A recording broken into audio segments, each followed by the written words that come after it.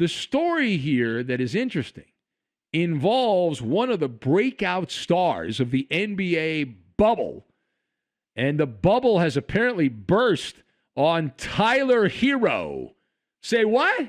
What's this all about? Well, let me explain. So Tyler Herro, you might remember, he lit up the Celtics in that biblically good playoff performance in the Orlando bubble last season. Well, things have not gone very well this year. The condensed recap, the whispers out of Miami, saying that the Heat have been, quote, concerned for months about Tyler Herro acting like a celebrity. And some highfalutin bigwigs there with the Miami franchise believe that his off-the-court activity is affecting his performance on the court. Now, Herro has attempted to monetize his postseason success. There's no debating that. And he's got all kinds of buco bucks coming in via endorsement deals. Several longtime NBA insiders, guys that cover the Miami Heat, claim that some of the other players on the Heat hold resentment towards Tyler Herro. Because of that, they have a chip on their shoulder. And the thinking is, listen, this guy hasn't really done anything. He had a couple of big playoff games. That's it. But as a regular season player, the guy's a chump. So what gives? It's an interesting story. I think you'll agree with me on that. Whether you believe it or not, let us discuss the question. The Miami Heat as a whole, the franchise, aggravated over Tyler Herro's on-court and off-court performance. You buy it or don't buy it? All right, I buy it. All right, on this one, I'm a believer. I'm not agnostic. I am a believer. Call me a crusader, in fact. I've got Avenue, Poker, and Roman. And we will tie all of these things together. Now, first of all, the Heat have been an underachieving team. They have not lived up to expectations. That is something we can agree on, yes? Every man, woman, and child knows who watched the NBA so far this season that it is looking more and more like what happened in the postseason was a sign of the bubble, right? It was a product of the bubble. It was a fluke playoff run. So far, Miami has failed to meet the standard of expectations that were built up based on what happened inside the artificial world of the bubble.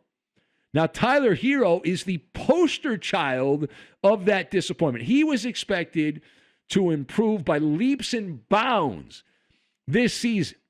And you know what happens with expectation and anticipation? And when those things don't work out, well, you got problems. It hasn't happened. Herro is essentially the same ball player he was as a rookie. And the yeah, but crowd says, yeah, but he's young. Yeah, but he's young. Yeah. Well, okay.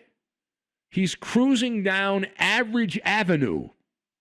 That's the avenue Tyler Herro is going down. His field goal percentage, three-point percentage, foul shooting percentage have all either stayed the same or gone down.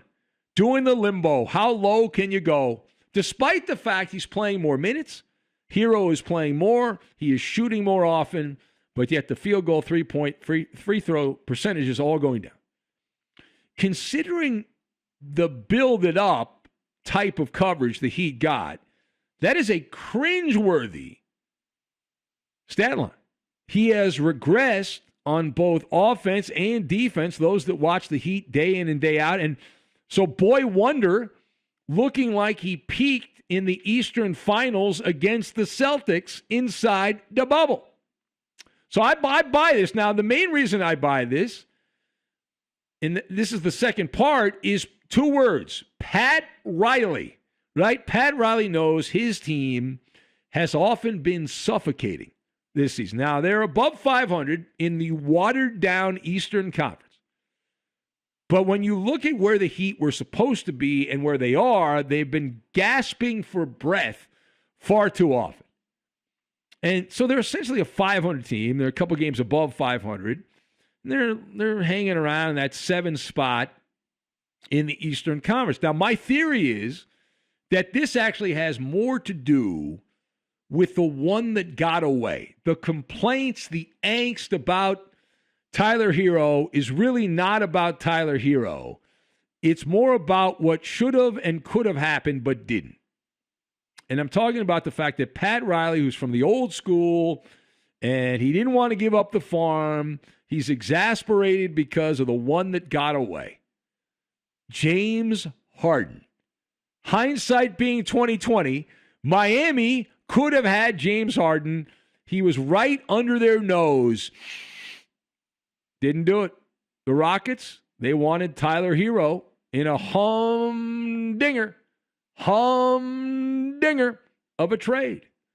And Pat Riley, ever the poker player, he decided, you know what? I'm going to blink. And I'm going to double down on what had been a bad hand in Tyler Herro. Because Tyler Herro, it's not like he got off to a great start this year. And ended up whiffing on the trade. Pat Riley, in this case, was the poker player who blinked, doubled down, bad hand, tried to use deception, didn't work. And now the Nets, while Harden is currently injured, he's going to be back soon, and the Brooklyn Nets are chowing down on prime rib. And the Miami Heat are eating oodles for noodles mixed with Spam. That's their diet. All right, final thought. So Tyler Herro's attitude, which has been called out now by prominent members of the Miami media, the devil's advocate argument is rather obvious on this one. The counter argument is that, hey, haters are going to hate. The green-eyed monster is not Tyler Herro's fault. It's not his fault that Pat Riley didn't make the trade, right? You know, listen, he's 21 years old. Give him a break, blah, blah, blah, blah, blah. And who's going to turn down extra income? And all of that is true. You can make a compelling argument for all of those things, right? Tyler Herro is not the GM of the Heat. He's not the president of the Heat. He doesn't make those decisions. And why would anyone turn down money? You don't leave money on the table. Nevertheless, there is no real pushback that right now Tyler Herro is not only an NBA player, he's a bit player. Despite his success as a pitchman, the marketing and the advertising worlds have rallied around Tyler Herro. Among the deals, he's got a breakfast cereal. I didn't know about this. Did you know about this? I didn't know about this. This flew under my radar. Heroes Fruit Hoops breakfast cereal available in Miami. Sure, that's wonderful. Also, there's Tyler Tuesdays on social media. I don't even know what that is. And at the local Chipotle there in Miami, they've got Tyler Herro Bowl, which is a promotion, a cross-promotion between the restaurant chain and the basketball player. So essentially, Herro has touched the money. That's the argument against this, which I'm buying, right? And in Roman days, they would say that he put the cart before the horse. That he's still writing his story, but as of right now, waiting on the second act of Tyler Herro, if you had a needle and it was pointing in what direction? Is it pointing towards mega star, or is it pointing over to not so much? To me, the needle is pointing at one-hit wonder. Tyler Herro, one-hit wonder.